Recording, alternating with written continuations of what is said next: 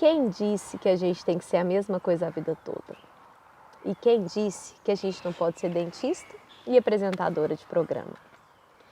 Quem disse que a gente não pode ser dentista e também pode ser apaixonado por queijos e pelo sertanejo, pelo criador rural, dar valor no que vem da terra, no que é simples? A gente pode. Estou te antecipando, né? Quem está sentado aqui do meu lado é um grande amigo, que eu admiro muito. Esse amigo formou comigo, ele vai contar. Aliás, eu vou parar de falar, senão eu não paro de falar. E eu vou me controlar para não me emocionar. Ricardo, quem é você, Ricardo? Nossa, eu acho que eu acho que o meu nossa já diz um pouquinho, assim, porque eu acho que eu sou meio plural, sabe? Plural no sentido de que eu me permito exercer a metamorfose, assim, no sentido de que eu já tive tantos ciclos ao longo da minha vida, né? E eu acho que eu terei tantos outros, mas isso define um pouquinho de mim no sentido, assim, eu acho que eu sou uma pessoa,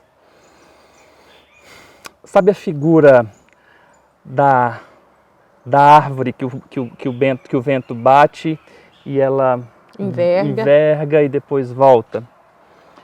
Eu sou um pouquinho dessa árvore, assim, que eu consigo me adaptar a situações diferentes e voltar para o meu eu e me permitir chegar a novas oportunidades. Nossa, você está muito profundo. Não é não?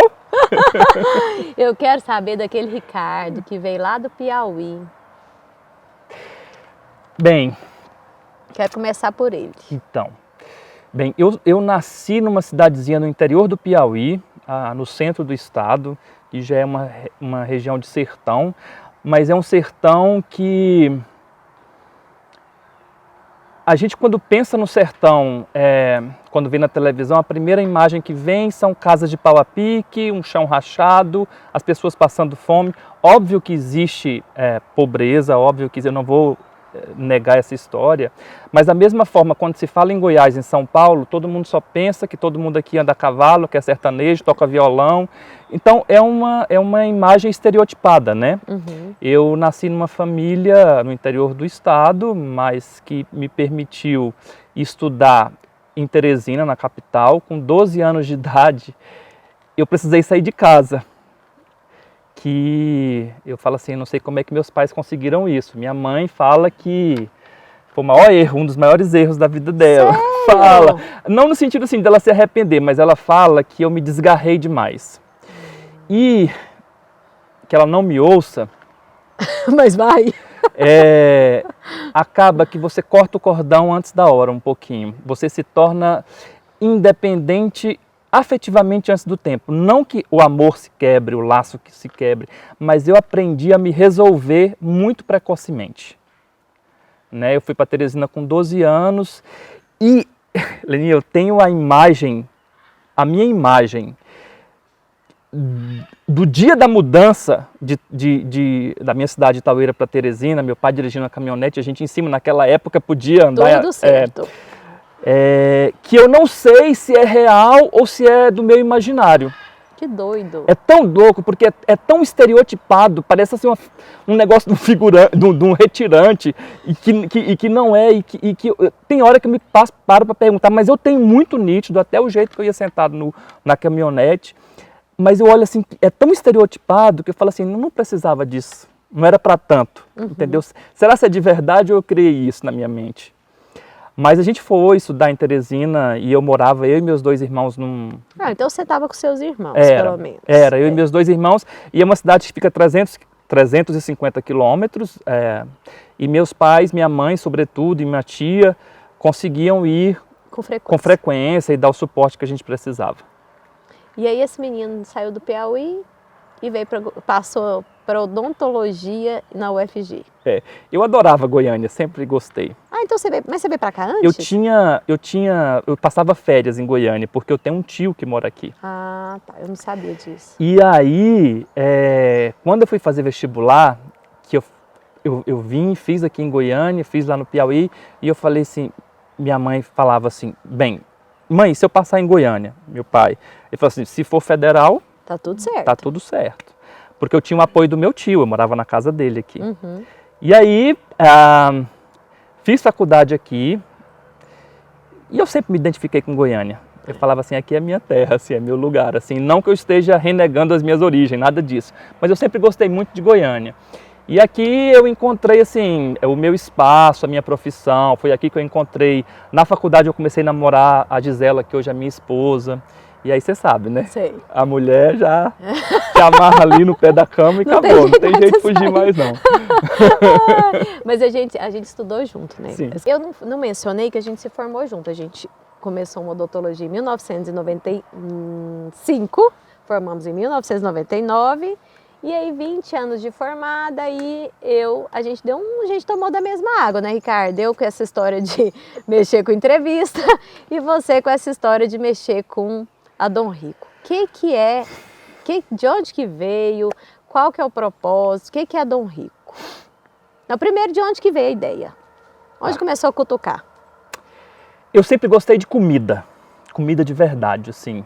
Minha mãe sempre foi uma mesa muito farta, assim. A gente chegava para almoçar, se tinha 3 pessoas, ela faz almoço para 10, porque as portas de casa estão sempre abertas, entrando e saindo gente o tempo inteiro.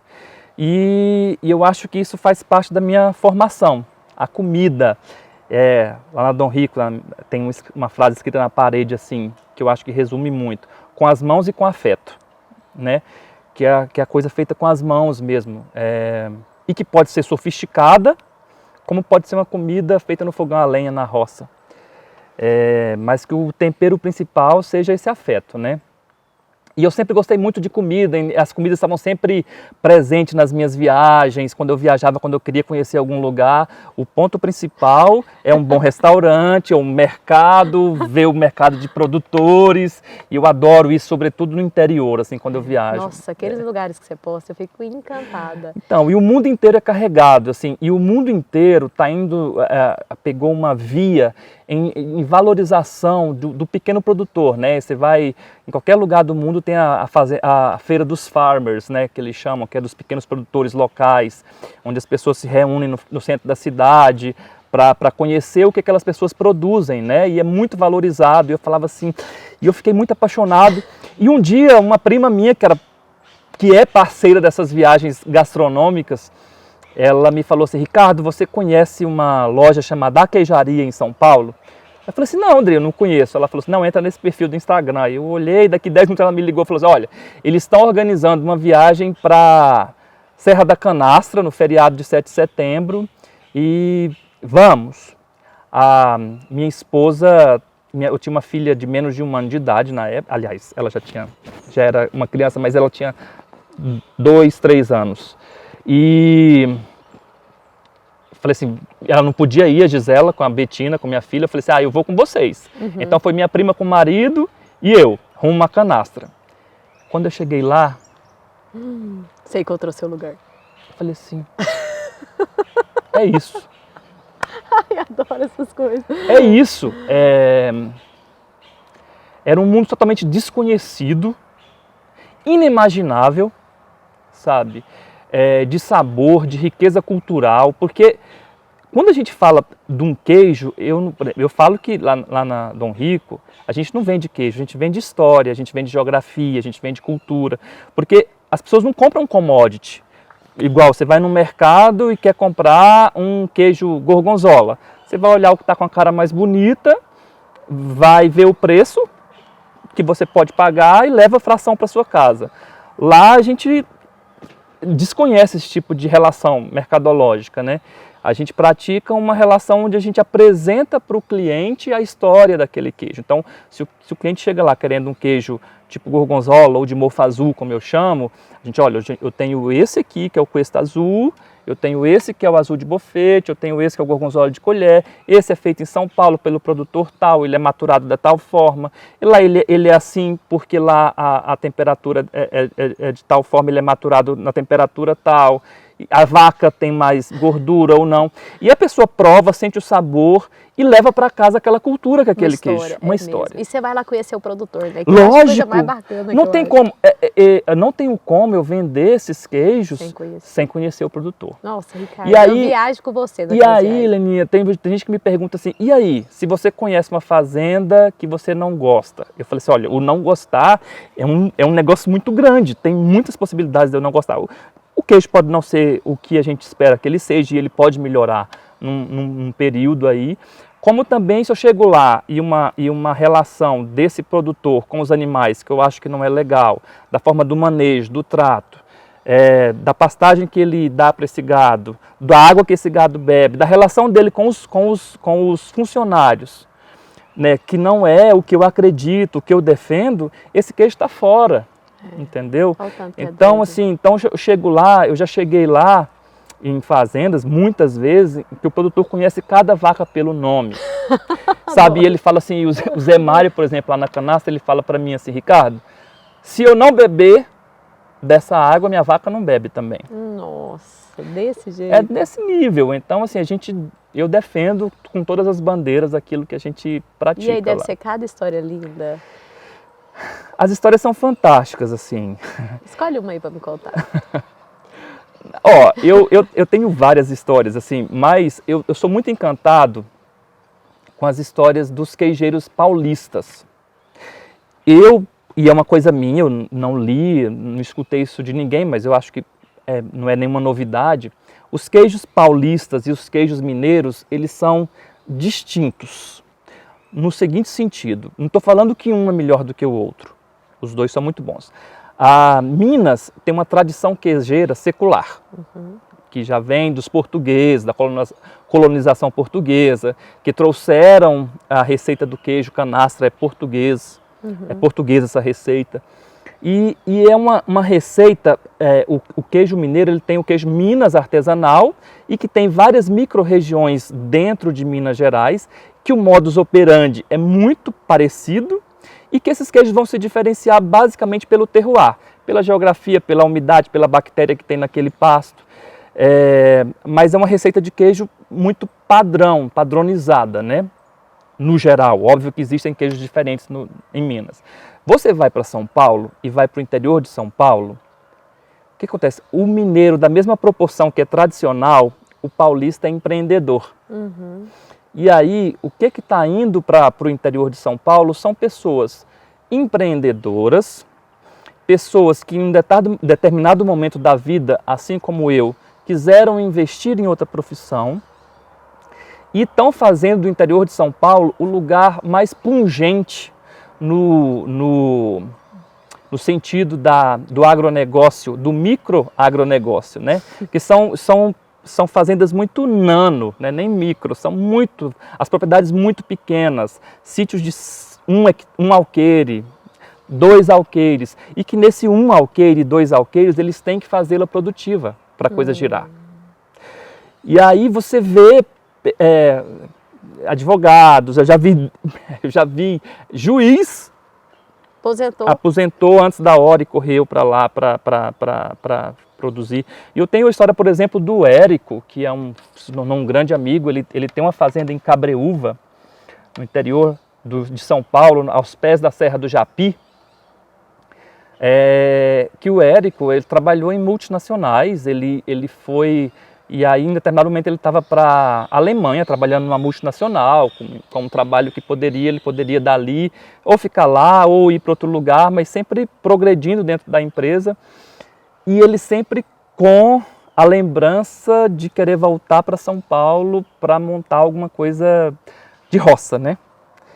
E aí ele falou assim, eu não posso voltar, eu tenho que pegar dessa viagem que eu estou aqui e levar um know-how, né? E ele se inscreveu num programa onde você se oferece como trabalhador em vários locais do mundo, onde você oferece seu trabalho em troca de moradia e alimentação. Sério? E aí ele aí ele não sabia se queria produzir queijo, azeite ou vinho.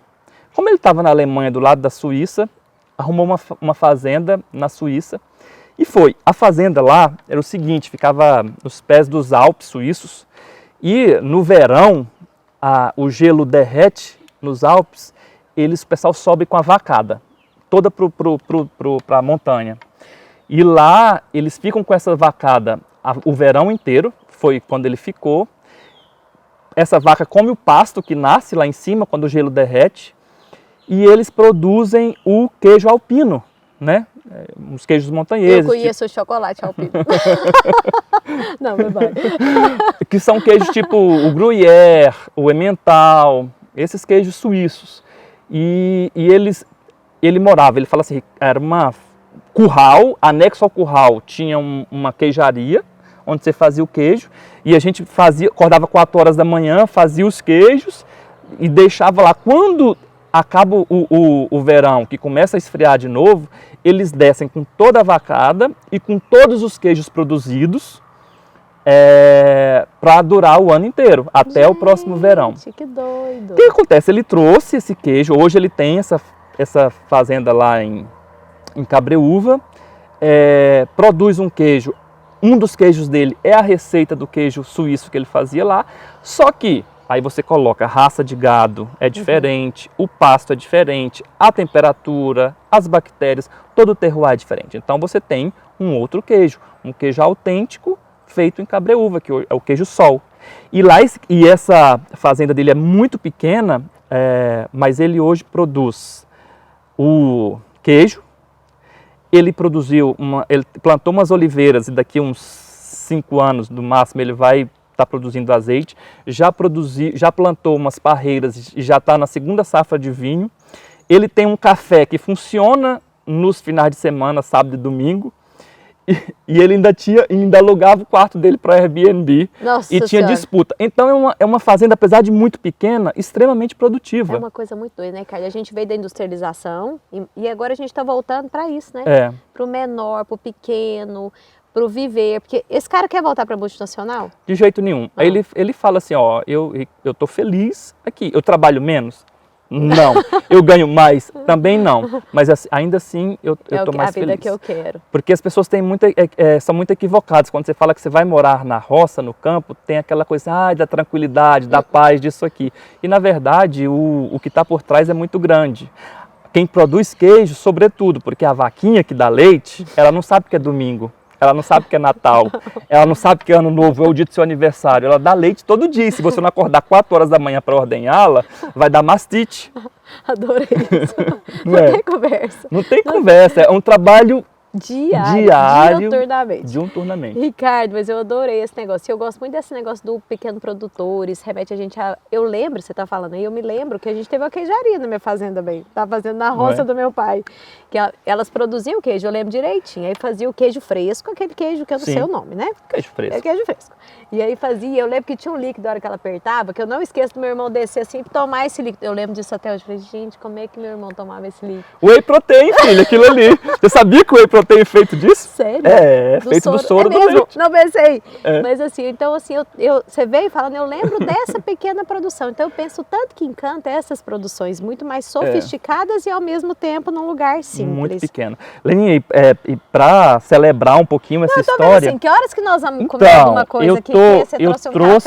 Eu trouxe 2 exemplares de queijos, um mineiro e um paulista. Eu nem pensei nisso, agora mas... você puxou o saco dos paulistas, Não. como é que você vai resolver isso? Não puxei saco, eu falei que os 2 são muito bons, só que muito distintos. São Paulo não tem a tradição que mineiro tem. Agora deixa eu te falar, o queijo, a minha nutricionista permite agora esse doce de leite aqui segunda-feira, Ricardo? Eu acho que o nutricionista está equivocado, ela tem que permitir um docinho de leite. Segunda-feira à tarde. O prazer de você poder degustar um doce de leite bom, ele não está na quantidade, está na qualidade. Então, antes você comer um taquinho de um doce de leite desse, feito de um bom leite, feito de boa qualidade, do que depois se esbaldar num chocolate de mercado. Que da você vaca mimosa, É. chamada pelo nome. Da vaca mimosa feita pelo nome. Isso aqui, a gente trouxe um queijo canastra, que esse queijo ele é feito em São Roque de Minas, no alto da Serra Mantiqueira, da Serra da Canastra, perdão. E é um queijo extremamente tradicional, o queijo mais famoso do Brasil. É um queijinho que vai super bem com café. Então corta para mim um pedacinho aí que eu quero experimentar. O Cristiano tá ali morrendo de vontade. Cristiano, depois da gravação. Nossa Senhora, Ricardo do céu. E é óbvio que eu vou comer também, porque eu não aguento ver um negócio desse. Cristiano, seguinte, a gente com um queijinho desse, um café, você pode ligar a câmera e ir embora, volta amanhã. Ricardo, mas a gente nem falou da história da melancia. Não, mas a gente não tô falando. Leninha, É bom, tá aprovado. Ele é muito bom. Mas aí, peraí, o doce de leite come com queijo? Qualquer um, pode você colocar um... deixa, Pode. Ô Nutri, você não vai ver isso não. Não, Raíssa, fecha os olhos.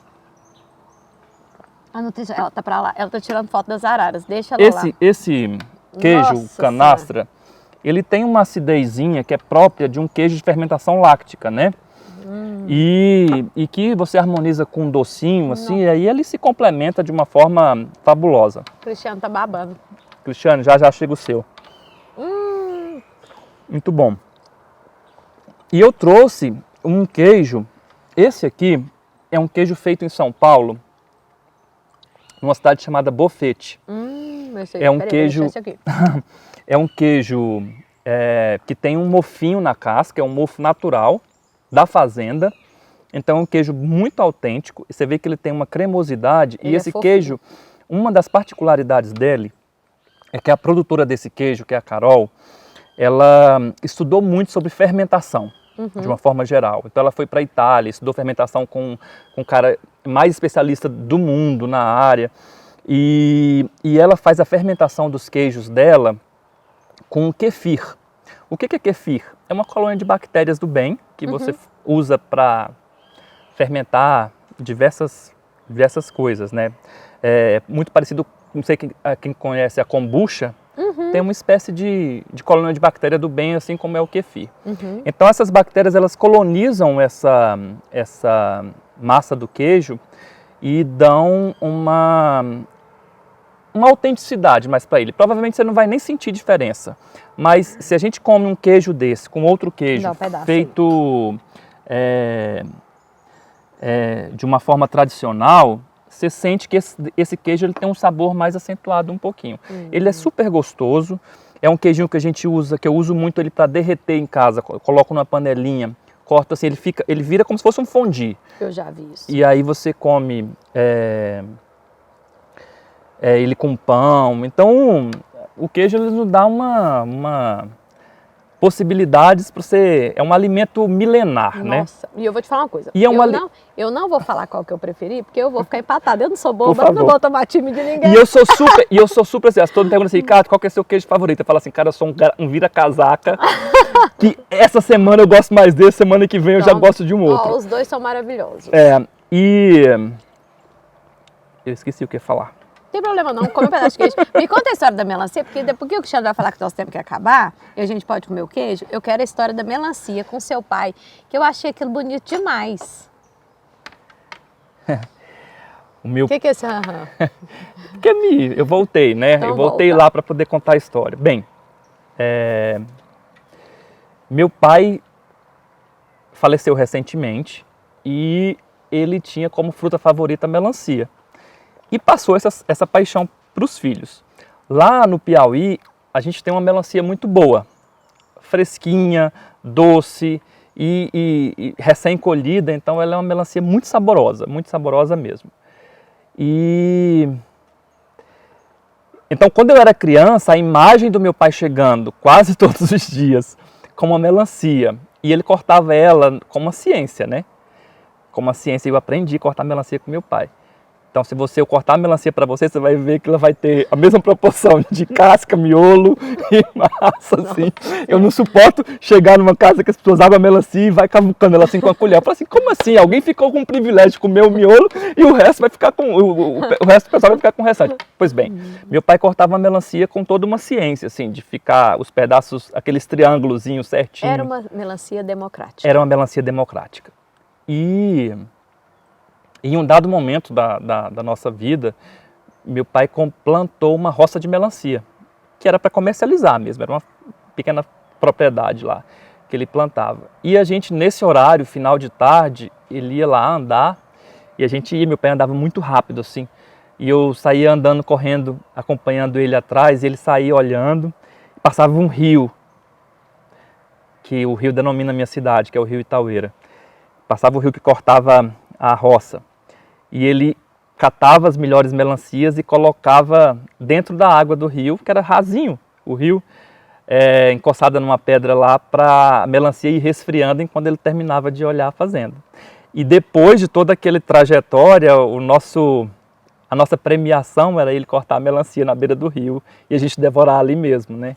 São memórias assim que eu não esqueço e que ficam guardadas, assim, conta um pouquinho da minha memória afetiva, da minha memória de comida mesmo, faz muito parte essa coisa de... E por isso é que eu falo assim, com as mãos e com afeto, sabe? De você saber o que você está fazendo, porque a gente vai no mercado e a gente pega um produto, em sua grande maioria, os industrializados, são tantos ingredientes impronunciáveis os nomes que tem lá, e quando a gente consegue produzir seu próprio alimento em casa, um alimento vivo, né? Porque o queijo é um alimento vivo, ele tem umas bactériazinhas aqui do bem que transformam esse queijo a cada dia e fazem ele amanhã não estar igual a ele está hoje. E isso faz esse alimento um alimento muito especial, muito especial. Ricardo, o queijo é igual a gente. Amanhã a gente não está igual hoje. Não é? Leninha, a gente conversando, antes daqui, você me perguntou assim, como é que é essa mudança, assim, apesar de você saber do que eu estou falando, porque você está exercendo a mesma coisa. Eu tenho muita gratidão à odontologia, muita gratidão à odontologia. Eu fiz a odontologia porque eu queria, foi o curso que eu escolhi, apesar de que eu acho que a gente escolhe a profissão muito precocemente. Mas eu construí relações muito sólidas na odontologia. Eu no caminho para aqui, eu estava pensando, o meu paciente 01, tá parecendo os filhos do Bolsonaro, né, 01, 02. Pois bem, o meu paciente 01 ainda é meu paciente até hoje, Mentira. 20 anos depois. Mentira, 20 sério? anos depois. Eu tenho, de uma mesma família, mais de 20 pacientes. Então, as minhas secretárias que trabalham comigo, elas estão comigo há 15 anos, se tornaram amigas, não colegas de profissão, amigas de eu contar minhas coisas, assim, delas me contarem a vivência delas de vida. Então, eu construí umas relações que são muito sólidas e que não dá para sair, ignorar. Então, eu tenho muita alegria em ter essa história da odontologia. Mas acontece que a gente está em processo de mutação, né? E aí chega uma hora que você tem que encontrar novos caminhos. Eu estava te dizendo antes que, outro dia eu li que a medicina avança a tal ponto que o ser humano ele vai viver 100, 120 anos com facilidade, em poucas décadas. A gente, há algumas décadas atrás, não muito longe, a expectativa de vida era de 40, 50 anos. E a medicina evoluiu e a qualidade de vida com a nutrição nos proporcionou a gente ter uma longevidade muito maior. Acontece que quem vai viver 120 anos, trabalhando 100 anos, exercendo a mesma coisa? Isso quebra paradigmas, provoca uma mudança de comportamento social, né? De você ter que se adaptar a essa nova realidade. Então eu acho comum que na média vida, assim, você entender que você pode encontrar novos caminhos e se permitir encontrar novos caminhos. Os nossos pais, eles eram, dizia-se assim, o senhor Francisco, que é meu pai,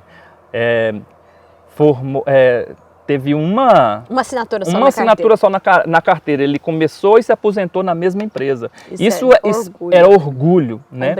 Hombridade, dignidade, honradez. E hoje a gente entende que não dá mais para viver 60 anos, 80 anos fazendo a mesma coisa. Então a gente tem que encontrar novos caminhos ao longo da vida. E o queijo bateu na minha porta, né? Ricardo, eu te admiro demais, né? Assim, eu admiro todas as pessoas que sentam aqui do lado. Você é um cara de um coração enorme. Sou sua fã. Obrigado. Você sabe disso. Sou fã da Giza, sou fã daquela menininha linda que vocês têm. Aquela Betina é uma coisinha fofa, apesar dela querer aparecer a mãe, eu sinto muito, ela é a cara do pai, é uma Ricardinha. Eu gosto da sua história, você me emociona com as suas coisas e eu gosto muito disso e eu quero viver cada dia perto de pessoas que me emocionam. Não fique tão longe mais, não tem mais jeito, depois você sentou que vai ficar mais perto. Leninha, sabe por que eu acredito na amizade de verdade? Eu tenho amigos que a gente pode ficar assim 10 anos sem se ver. Mas no dia que encontra, parece que encontrou ontem. É. A gente tem uma conversa boa para ter. Abre um queijinho, vamos tomar um café, vamos conversar sobre isso, vamos dar risadas. Vamos dar risadas. Vamos lembrar. Vamos compartilhar de coisa boa e pessoas e amigos que impulsionam a gente para frente, sabe? Que nos dá exemplo e que nos dá referências de coisas boas, assim, de melhorias, de avanço na vida. De ir para frente. De ir para frente. De evoluir. Então, assim, eu sinto, Ricardo, que isso aqui para mim é muito importante, esse lugar. Uhum. Nosso convite foi assim de última hora, mas você sabe que esse convite eu já tinha visto você aqui há um certo tempo, agora a gente só materializou. Vamos fazer de conta que eu estou fazendo isso com os três convidados de hoje, que essa árvore é uma árvore dos desejos. O que você desejaria para ela? Vai parecer piegas, mas eu tenho tanto hoje que é tão difícil de pedir, então eu acho que eu vou pedir para essa árvore me permitir seguir, sabe? Me permitir persistir no meu caminho, sabe? Porque às vezes aparecem assim alguns percalços, algumas intercorrências, algumas estradas que margeiam, que às vezes parecem mais fáceis de você tomar. Eu quero que essa árvore me permita seguir na minha estrada, assim, levando a minha história lá daquele menino do Piauí, porque ele faz quem eu sou hoje. Ele faz parte da minha história, a minha família, os meus pais, os meus irmãos, a minha tia, que é uma referência de mãe também, fazem parte da minha história de me tornar quem eu sou. Então eu sempre peço para eu não esquecer isso em nenhum momento. Onde quer que eu esteja, que eu traga eles comigo, assim, no meu coração. Você não esquece, não. Deixa eu pegar seu troféu. Assim, eu falo que isso aqui foi feito para a sombra da árvore, da Fiore em Vaz. A Aurora fez especialmente para quem está sentado aqui hoje. Que lindo. Tem aqui minha gratidão, tem aqui minha amizade, tem aqui minha admiração, tem aqui minha vontade de não separar e o meu desejo de que você continue seguindo no seu caminho, porque eu também quero continuar seguindo o meu caminho. E eu entendi muito quando você falou. Tem umas coisas que a gente parece fala assim, será? A gente mesmo se questiona, né? Será que eu estou errada? Não é esse o caminho? Que a gente persista. Então guarda aqui toda a minha gratidão e que ele energize e que te ajude a seguir no seu caminho. Muito obrigado, querida. Seguindo mesmo, eu trouxe também uma lembrancinha para você aqui da loja. Olha, quem tem que surpreender aqui sou eu. Olha só, Deixa eu a gente está aqui embaixo dessa árvore e a gente fala de sensações, de sentimento. Então, eu acho que as percepções, os sentidos, eles fazem parte. Eu trouxe para você um aroma que a gente fez que lembra um pouquinho esse cheiro do campo, né? Um cheiro... Ele está travado, provavelmente. Eu ele senti. tá... Aí, consegui. Nossa, que delícia. É um cheirinho fresco de limão com alecrim. E então, para você Adorei. levar um pouquinho dessa sombra, desse ambiente aqui para dentro da tua casa. Obrigado, meu amigo. Obrigado a você.